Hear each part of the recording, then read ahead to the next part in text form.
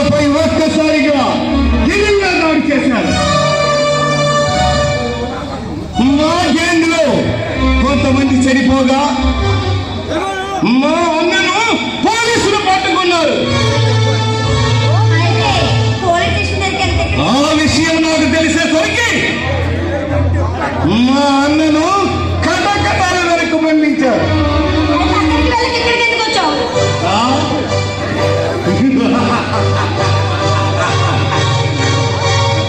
ఇక్కడికి రాకూడదని అనుకున్నాను, కానీ అనవసరంగా నా విషయంలో తలదొచ్చి నా మనసుని కొట్టాడు నీ మొగుడు.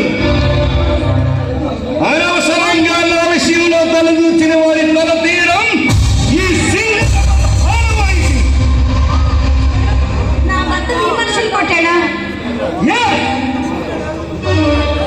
మా అన్న తాలూకా ఫైలు రేపు కోర్టులో ప్రవేశపెట్టబోతున్నాడు నీ మొగుడు.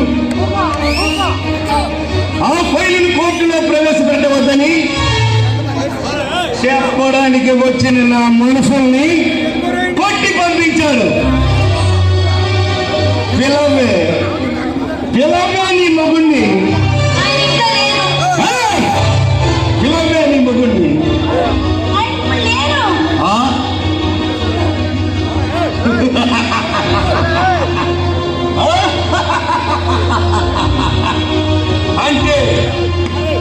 అంటే మంచి సమయానికే వచ్చానన్నమాట. అర్థం కాలేదా వాణి?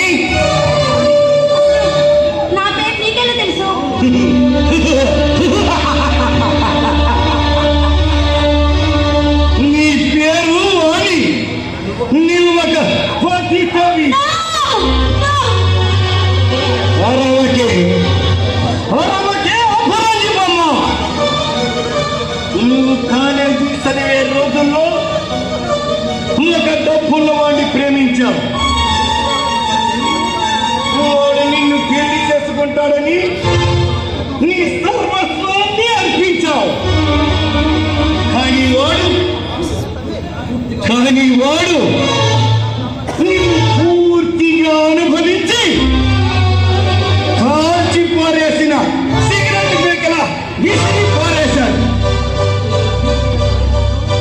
అప్పుడు నీవు జీవితం మీద విరక్తితో జనవరి 26వ తారీఖున ట్యాంకు బండపై ఉన్న హుస్సేన్ సాగర్ లో దూకి ఆత్మహత్య చేసుకోవాలనుకుంటున్న సమయంలో అటుగా వెళుతున్న జయచంద్ర నిన్ను కాపాడాడు. ఆ తర్వాత చరిత్ర నేను చెప్పక్కర్లేదనుకుంటాను. అసలు ఈ విషయం నీకెలా తెలుసు?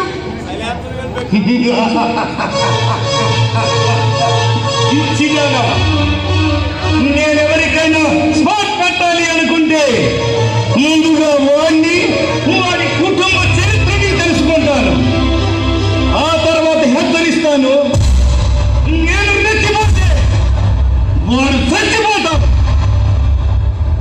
చూడు, నువ్వు చెప్పినవన్నీ నిజమే కాదన్ను, కానీ నువ్వు అన్నావే బతకాలి, మరొక్కసారి అన్నామంటే ఊరుకునేదే లేదు. ఏమి ధైర్యం, ఏమి తెగింపు! నేనెవరైంది తెలిసి నా పౌరాలతో తెలిసినా కూడా నువ్వు ఇలా మాట్లాడుతున్నావంటే నిన్ను వర్ణించడం నా వల్ల కాదేమో. అందుకేనేమో నీలాంటి పొగరుబోతు ఆడవాళ్ళంటే నాకు బహు సరదా.